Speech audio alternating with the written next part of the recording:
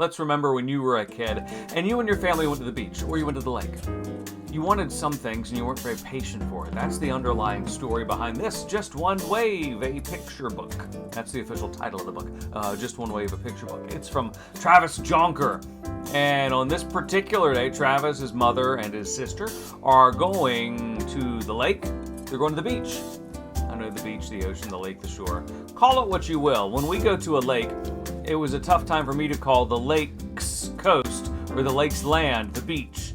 But you call it the beach, you're just not, it's the difference between a coastal state and those big lakes that you can't see the other side of. But in this case, this little kid goes to the beach and there are no waves, nothing at all. So he tries everything he can to make the waves appear. He yells at the water. He makes a big sandcastle and hopes that the water will come splash down the sandcastle, but nothing happens. Nothing happens until he kicks, in his frustration, he kicks a rock into the water and it makes a wave. Oh, look at that, he thinks. So then he jumps into the water himself, makes an even bigger splash, a bigger wave, which splashes his sister, his younger baby sister, which makes her very happy. And suddenly he's like, well, this is kind of fun. But then their day ends. It's cute. And what I like so much, even as an adult in Just One Wave, it reminds you of when you were a kid and when you went to the beach, because maybe you went to the beach and the waves were so big you couldn't get into the water, or there was just nothing and you were expecting something. It's always what you want but isn't there, because that's just the case. I mean, that's the way it is with our family anyway. Maybe we need to go to a different beach.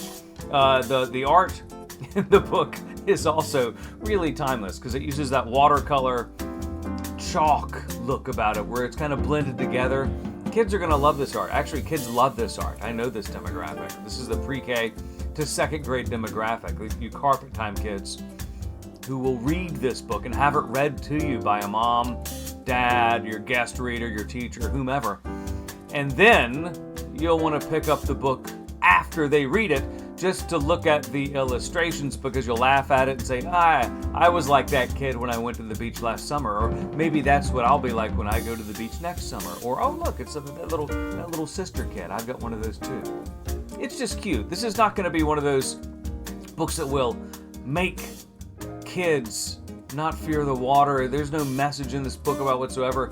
It's just fun. It's goofy. It's a little absurd, but it's fun, family fun. Could I say fun again? I probably could, but that wouldn't make this video much. Yeah, it wouldn't. This is a book that kids are going to love if you're in pre-K through second grade.